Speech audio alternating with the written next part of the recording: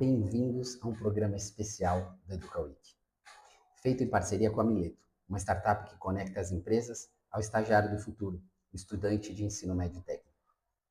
Para esse programa, nós convidamos alguns dos principais líderes de RH do Brasil para conversar sobre como a educação impacta o futuro do trabalho. Eu sou Juliano Amaral, CEO e cofundador da Mileto, e tive o privilégio de ter sido entrevistador dessas pessoas. Vocês vão perceber, pelos sons do fundo, que essas entrevistas foram gravadas ao vivo, durante a EducaWeek, ali na vibração desse evento que é o evento mais transformador da educação brasileira. Essas entrevistas estão sendo divulgadas nos canais oficiais do evento, no Spotify e no YouTube, então aproveitem para seguir os canais e acompanhar as entrevistas. Então, vamos lá para o episódio, espero que vocês aproveitem. Bem-vindos a essa nova frente do EducaWeek, que é o futuro da educação e o futuro do trabalho, juntos. A educação, ela quer ouvir também o mercado de trabalho. Então é mais uma voz que recebe um resultado da educação, que são os jovens e os adultos formados pela educação, e que pode acrescentar muito para os debates de educação e para a qualidade, trazendo a sua perspectiva do mundo e também do que a educação pode entregar. Então, bem-vindos.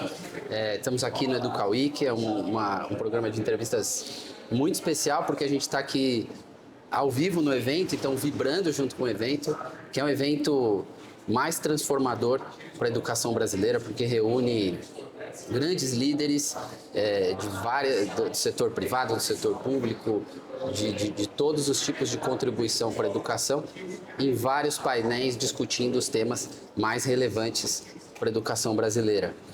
E esse é um programa de entrevistas especial, começando esse ano, em que a gente convidou líderes de RH, e a Carla, que eu vou falar um pouco dela, e eu estou separando ela porque ela foi sempre uma líder de RH, mas agora ela está empreendendo e atendendo o RH das empresas, e vocês vão ver o quanto que a Keepon, que é a empresa que ela fundou, e o trabalho que ela está fazendo, tem um impacto e uma conexão muito especiais com a educação.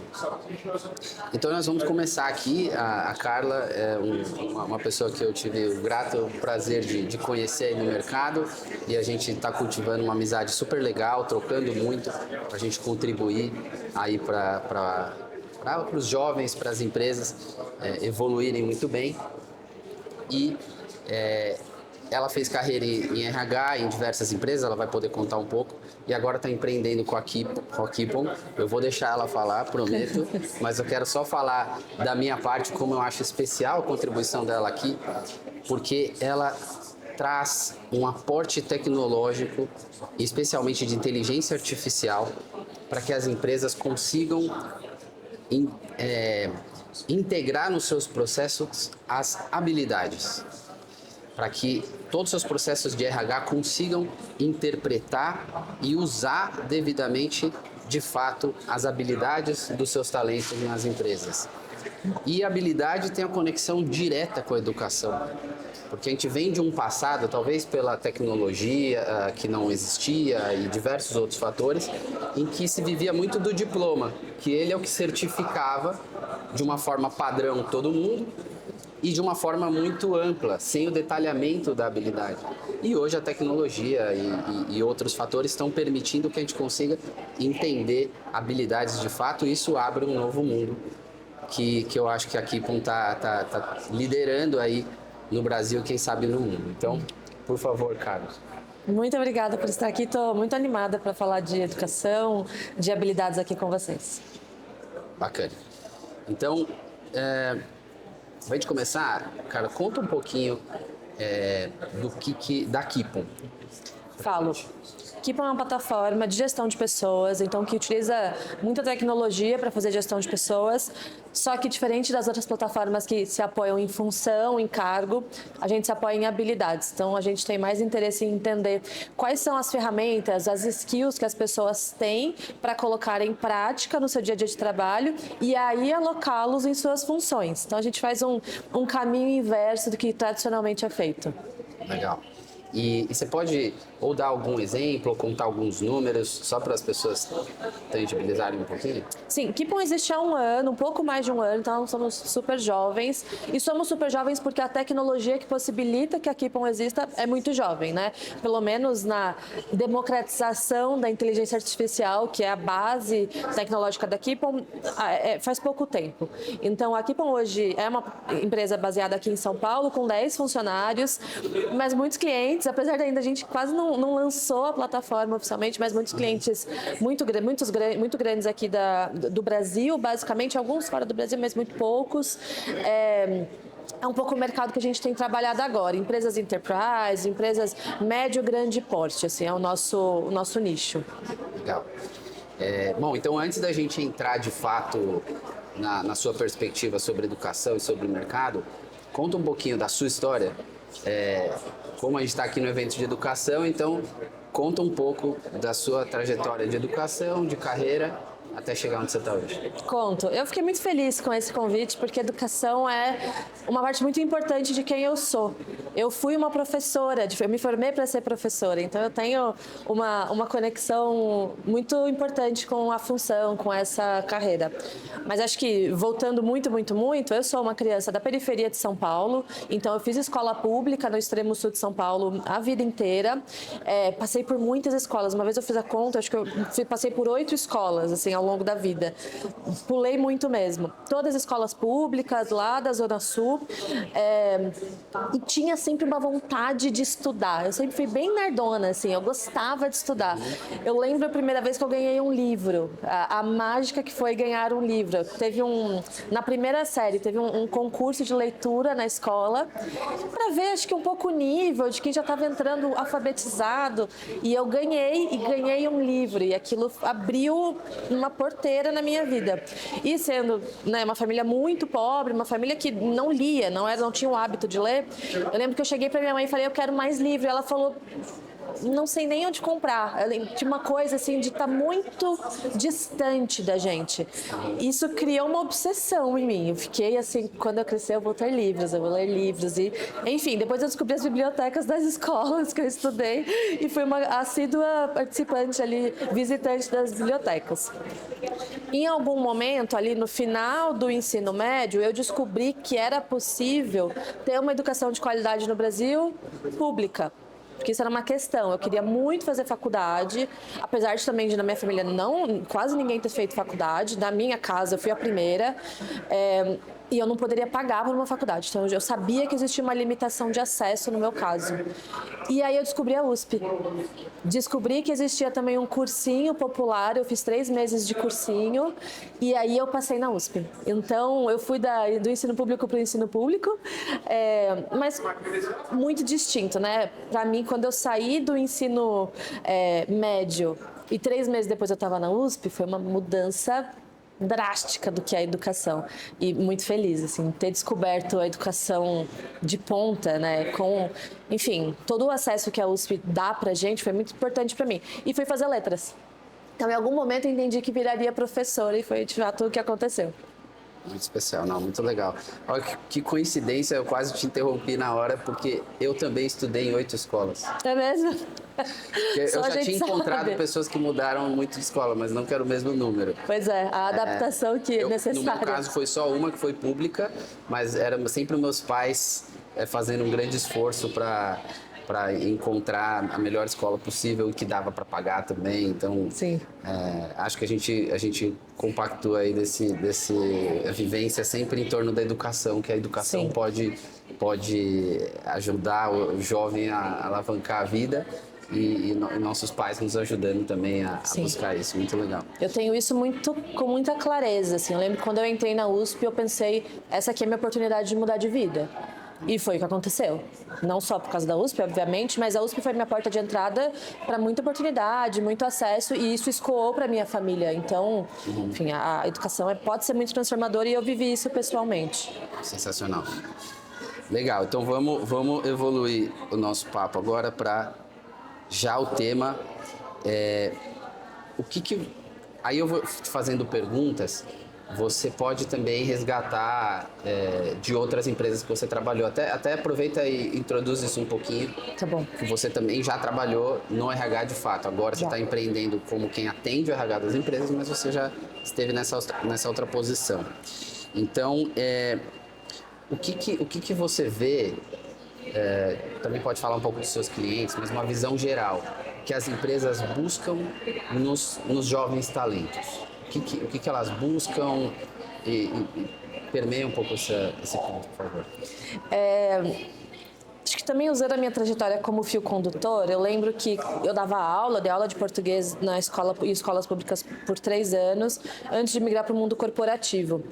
E quando o mundo corporativo me achou, eu nunca me apliquei para uma vaga, assim, eles me encontraram, eu tinha uma expertise muito específica. Eu tinha feito estágio na Faculdade de Engenharia da USP e eu era uma professora de formação, então eu sabia de educação e de engenharia. Eu sabia falar com engenheiros. E aí, quando a Honda me encontrou, tinha uma habilidade técnica que eles estavam procurando e que eu tinha essa combinação muito rara, assim, de ser uma professora que sabia lidar com coisas muito técnicas da engenharia, porque eu tinha essa formação no meu estágio na USP. Mas, já naquela época, isso é 2012, talvez, 13, tem um traço que você olha quando você está buscando um jovem aprendiz, um estagiário, e que até hoje se busca, que é muita vontade de aprender. Porque você não busca uma pessoa que sabe fazer coisas necessariamente, porque provavelmente não vai ter uma formação, uma experiência profissional prévia. Mas se ele tiver muita vontade de aprender e de alguma forma transparecer isso no processo seletivo, isso faz muita diferença. Porque a gente sabe que assim, metade do caminho da performance é a vontade de performar. Então, quando você consegue identificar que a pessoa está com sangue no olho, está a fim de fazer, vai entrar, que aquilo é uma oportunidade de fato para ela, e para mim, ir para o mundo corporativo, de fato, foi uma oportunidade que mudou a minha vida, e você traz. Então, para mim, no meu caso específico, isso teve muito forte, uma combinação de vontade com expertise técnica, ainda que muito incipiente, né? Eu era muito jovem, estava começando minha carreira. Mas até hoje, se eu tiver que contratar um estagiário, uma pessoa para jovem aprendiz, é vontade de aprender. Perfeito. Não, e olha que, já conectando com a razão do evento, né? Que mensagem importante para a educação. O mercado de trabalho quer jovens que tenham vontade de aprender. Sim. Eu acho que é uma discussão que vira quase filosófica. Como que a gente desperta isso nos jovens? Porque confesso que eu pessoalmente acho que todo mundo tem, de alguma forma, isso lá dentro. Tem a ver com a gente criar um contexto favorável para que o jovem se descubra e desperte essa vontade dele de aprender, vontade de fazer acontecer, para que ele chegue no mercado de trabalho com isso desperto, né? Porque se ele chega com o contrário, um jovem desengajado, aí começam todas essas desafios e reclamações de artigos que saem para todos os lados falando de gerações e tal. E eu acho que a educação tem uma oportunidade incrível de favorecer isso, se ela conseguir garantir que a vida escolar considere isso um pilar central, né? Que desperta isso no jovem. E aí eu aproveito já puxando um pouco para a especialidade da Kipon. Como medir isso num processo seletivo? Como perceber que existe essa habilidade no jovem e até pode fazer um paralelo com como era antes e como poderá ser no futuro, que as empresas vão interpretar e saber perceber o jovem que vem com essa vontade e que não vem. É muito difícil porque você pode acabar caindo em vieses muito perversos, né? Quem que demonstra que tem vontade, que tem aptidão, que quer aprender? A gente sabe que no processo de entrevista é muito complexo de mensurar. E a gente pode cair em vieses que são discriminatórios. A gente, enfim, conhece essa conversa. No entanto, existem indícios na jornada de um jovem, ou indícios na jornada de uma pessoa, na verdade, que vai me dizer se ela é uma pessoa que está aberta ao aprendizado e a desafios e outras pessoas não. Então, coisas muito bobas. Eu lembro quando eu fiz a minha primeira entrevista, não tinha muito o que dizer, né? Não tinha tanta experiência. Eles me perguntaram se eu já tinha feito trabalho voluntário. E eu já tinha feito alguns. E eu contei as minhas experiências de trabalho voluntário, que, enfim, trabalho voluntário. Eu trabalhei numa cozinha de um orfanato, eu trabalhei num centro espírita, eu fiz coisas muito dispersas. Mas isso mostrava que eu tinha vontade de trabalhar, de contribuir, de ajudar o próximo. E isso dizia algo sobre mim. Então, existem indícios na nossa jornada de coisas que a gente faz, ou, enfim, ralei muito para entrar na faculdade, foi muito complexo entrar na faculdade. Isso dizia algo sobre mim, né? Ter ido da escola pública para a universidade pública também dizia algo. Então, o recrutador, ele vai sempre, nesses casos, né, de começo de jornada profissional, ele vai atrás desses indícios na jornada pessoal desse jovem, para dizer essa pessoa de fato quer mudar de vida, ela quer construir uma vida para ela e o outro não. Mas ainda é tudo muito qualitativo. É uma percepção que a recrutadora pode ter sobre outra pessoa, né? Então, há vieses, mas há jeito da gente conseguir provar que esse viés, que essa vontade de aprender sempre esteve na jornada. Perfeito. É interessante. E com a adesão à educação crescendo muito, né? Cada vez mais jovens estão tendo acesso ao ensino superior, o ensino médio também, cada vez mais jovens concluindo e outros tipos de formação profissional.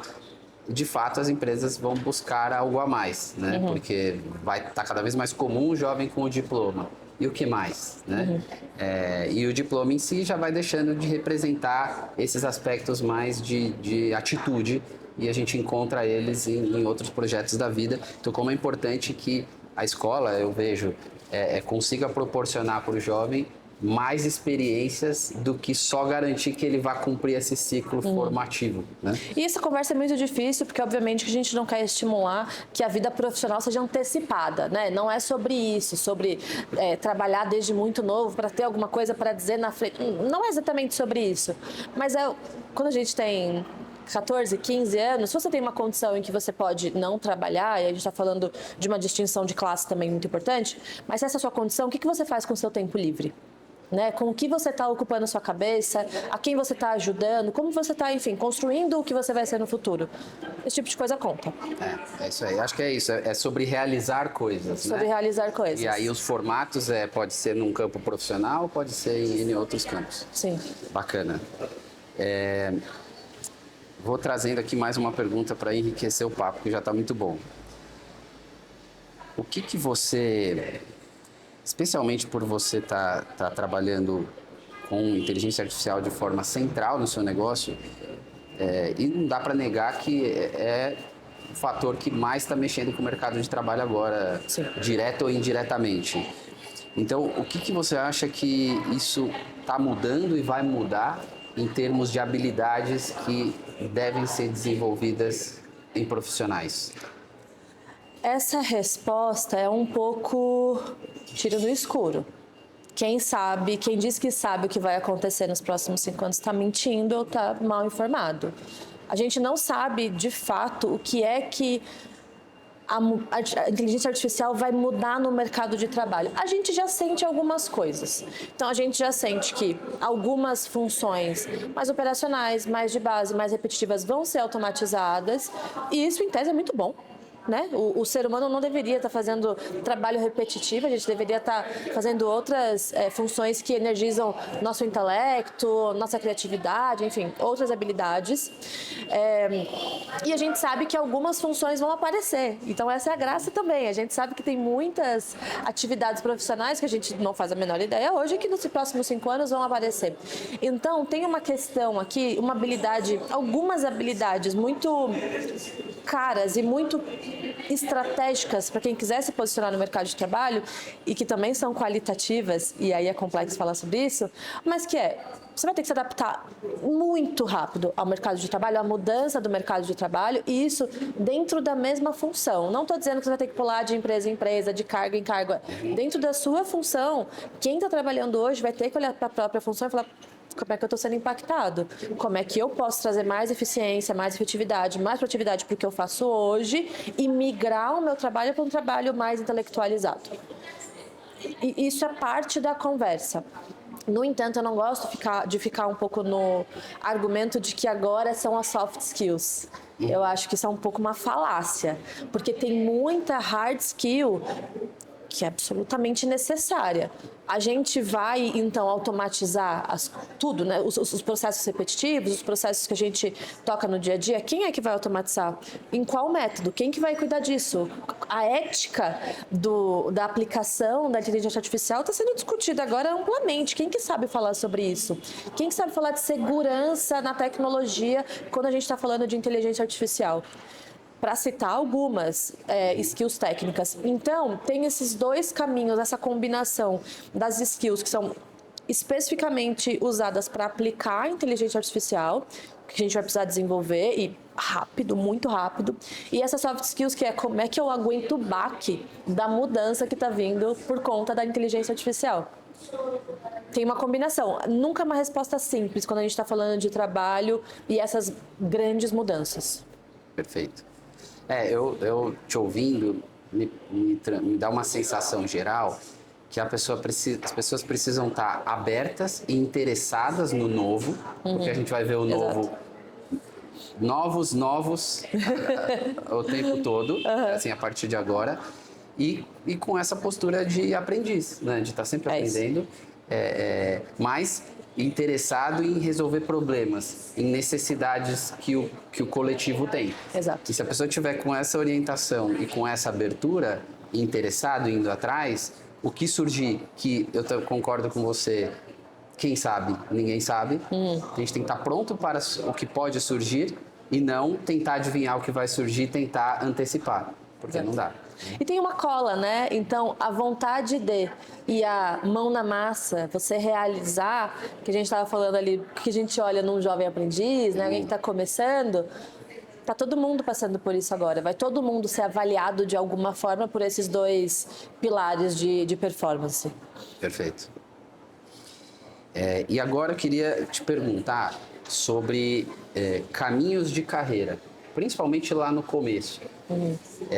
O que você sente que a inteligência artificial, mas tudo que vem ocorrendo hoje em dia e que pode vir no futuro, está impactando os caminhos tradicionais?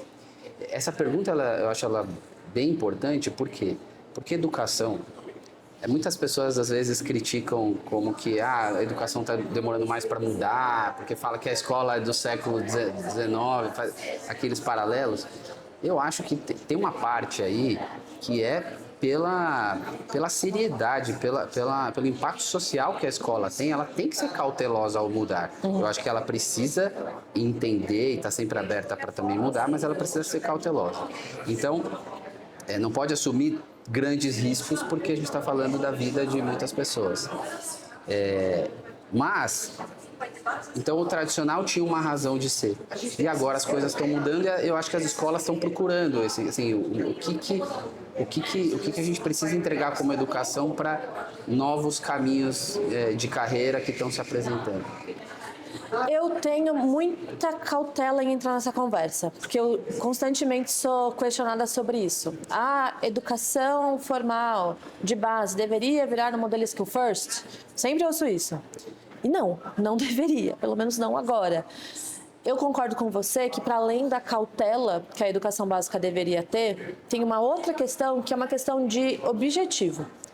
A educação básica, assim como eu vejo, né, e também como eu me formei professora, a função da educação básica não é entregar profissionais prontos.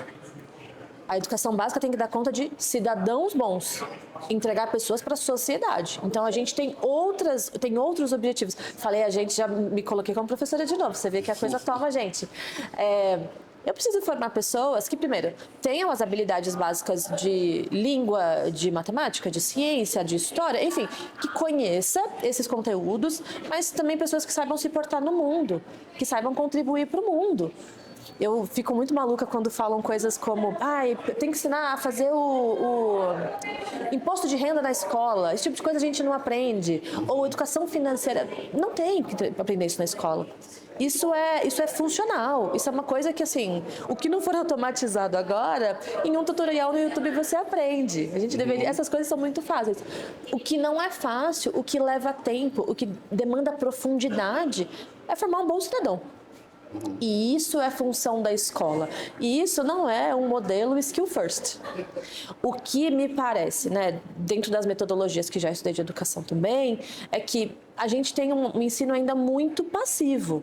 Né? A gente ainda tem um ensino tradicional que deixa um aluno na cadeira ouvindo sobre coisas.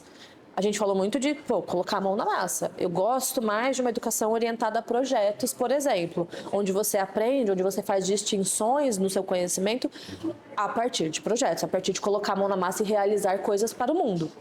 Me interessa mais pensar na educação nesse caminho. Mas o caminho da educação instrumentalizada para o mercado de trabalho, isso não é função da educação, é como eu acredito. Acho que aqui tem uma passada de bastão que o ensino médio, principalmente o ensino médio técnico, né, que é muito bom no Brasil, muito poderoso, que ele pode fazer para o mundo do trabalho, que aí sim, né, é formar, ajudar a formar essas profissões que estão acontecendo agora e que as pessoas tenham possibilidade de estarem empregadas ao final do ensino médio. Isso sim. Mas tem muito conhecimento base que deixa lá. Não estou falando que falta, que a qualidade é perfeita, que o mundo da educação é perfeito, está longe disso, a gente sabe disso. Professores seguem sendo pouco valorizados nesse país, a infraestrutura ainda não é boa, a gente sabe de tudo isso.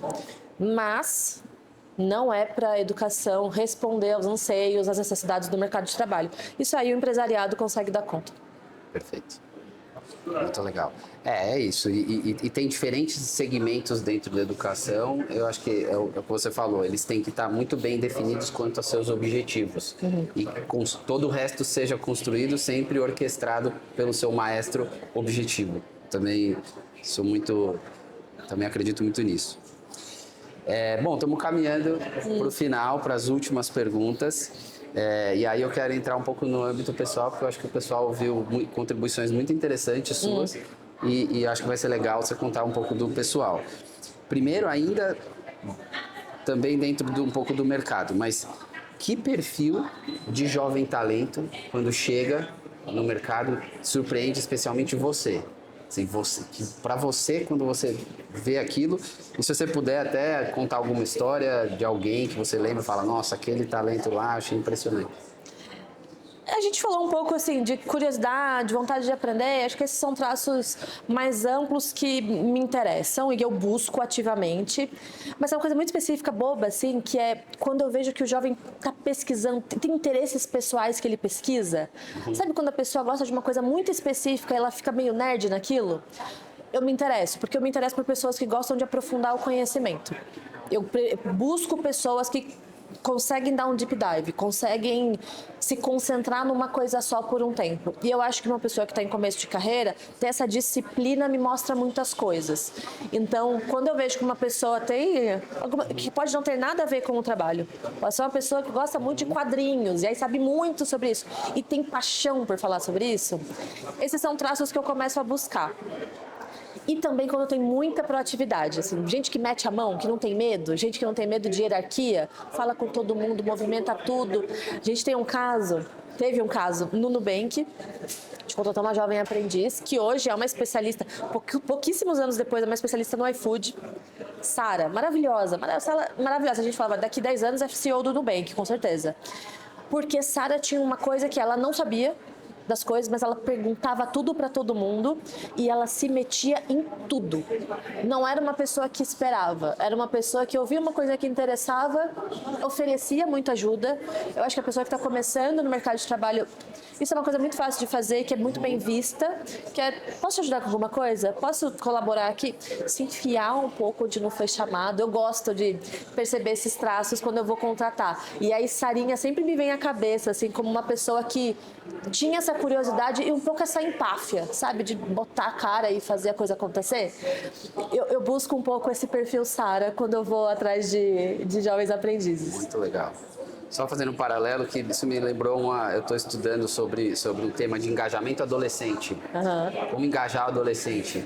E uma pesquisadora estrangeira, ela usa um termo que o engajamento ideal de você alcançar no adolescente, ela chamou de The Explorer. Explorador. Bate muito com o que você está falando, que é você conseguir ajudar ele a descobrir o interesse próprio e conseguir fazer ele se sentir à vontade de ousar e ir atrás e ter protagonismo em relação a isso. falou que sem conseguir desenvolver isso, ele tende a construir o próprio caminho. Muito legal. E acho que encontrar também uma liderança que abre o espaço para você fazer. Lembro quando eu entrei na Honda como estagiária, então meu primeiro estágio corporativo, a minha chefe falava assim, faz o que você quiser, faz o que você quiser. Sim, vê o que dá pra fazer e testa. E aí eu fazia coisas que estagiários não podiam fazer, mas ela falava, mas a menina é tão boa, ela tá com tanta vontade de fazer. Então ela abria um pouco espaço, até um pouco contra as regras, um pouco contra o que era esperado dos estagiários, pra ver se eu dava conta. E aí eu fui promovida muito antes de todo mundo, porque eu tinha espaço. E além de espaço, eu tinha confiança na minha liderança. Mesmo quando dava errado, porque dava errado às vezes, fazia porcaria. Tava tudo bem, não era repreendida, eu era ensinada e eu seguia. Então, encontrar do outro lado também alguém que vai abraçar esse perfil explorador é muito importante. Tem que ser um casamento perfeito. Oi, pessoal, esse áudio foi gravado depois da entrevista, porque foi perdido um pequeno trecho. Então, para explicar, nesse instante eu fiz uma pergunta para Carla pedindo para ela contar a história com um professor ou professora que deixou uma marca na história dela e que ela carrega até hoje, impactou a vida e a carreira dela. Mas sempre que eu penso em educação e eu penso nesse poder da transformação, eu penso em uma pessoa específica, que é o professor Jorge de Almeida. Ele é um professor de teoria literária da USP e ele foi meu professor de teoria crítica de poesia no primeiro semestre. E vindo da escola pública para entrar na USP foi um baque. Eu demorei para entender que eu fazia parte daquilo. Eu fazia parte, eu tinha passado na mesma prova, eu estava ali igual todo mundo, mas eu estava atrás, eu obviamente estava atrás, eu não tinha as mesmas referências e tal. E ele dava esse semestre de poesia e toda aula a gente lia um poema e fazia uma análise completa do poema, da forma ao conteúdo. Eu nadava de braçado. Assim, essa aula eu entrava, eu arrasava. Porque eu conseguia entender os poemas, que eu nunca tinha ouvido na vida, eu não conhecia esses poemas. E as interpretações para mim eram muito óbvias. Quando chegou o primeiro trabalho do semestre, eu entreguei o trabalho, depois ele me devolveu e era uma nota horrorosa, assim, eu tirei acho que um 4, eu não lembro exatamente, mas era uma nota vermelha. E ele me devolveu junto com um livro do Antônio Cândido e falou, ó, no próximo trabalho, lê o Antônio Cândido e copia a estrutura dele. Coloca suas ideias na estrutura do Antônio Cândido, aprenda com os melhores. E eu fiz isso, e eu acho que eu recebi, sei lá, um 9 no próximo trabalho. E quando ele me devolveu o trabalho, foi muito emocionante. Ele me falou algo mais ou menos assim, eu entendi que você não sabe da forma do ensaio, você não sabe a estrutura para escrever um ensaio. Você vai aprender, mas você dentro dessa sala de aula é quem mais entende de vida. E a poesia é a tradução da vida. Você sabe ler um poema, você sabe ler a vida. Você viveu coisas, e eu lembro disso, que ele me falou isso muito meio marejado. Assim, ele falou, você viveu coisas que ninguém aqui viveu. E por isso você vai sair na frente de todo mundo. E aquilo me transformou, eu pensei, caraca, eu tenho um superpoder. Eu tô falando num grupo muito privilegiado, de pessoas que vieram de escolas muito boas, de famílias com muito dinheiro, não é meu caso, mas eu vivi a vida até aqui, eles não viveram. E isso, até hoje, quando eu tô isso, por exemplo, tirou meu medo completo de hierarquia. Eu nunca tive nenhum problema com nenhum líder, com CEO, com investidor. Eu sento numa mesa de igual para igual com todo mundo. Porque eu entendi que eu entendo da vida. E geralmente os meus interlocutores, que vêm de lugares muito privilegiados, não entendem muito da vida. Não viveram a vida que eu vivi. E aí, Jorge me explicou que eu tinha um superpoder ali. E esse homem transformou minha vida. Dali em diante, eu, sim, fui bem na faculdade, porque eu entendi onde é que eu contribuía. E depois, o técnico, como a gente estava falando, o técnico eu aprendi. Aí eu estava de igual para igual com todo mundo. Sensacional. Cara, obrigado. Eu que obrigado agradeço. por essa entrevista. Foi muito especial, muita coisa rica para nossa audiência. E esperamos que essa mensagem chegue para o professor Jorge. Porque eu acho Tomara. Eu tenho o e-mail dele, eu vou mandar. Faz tempo que eu não falo com ele. Legal. Obrigado. Então, obrigado a Obrigada todo a você. mundo. A gente encerra aqui essa entrevista.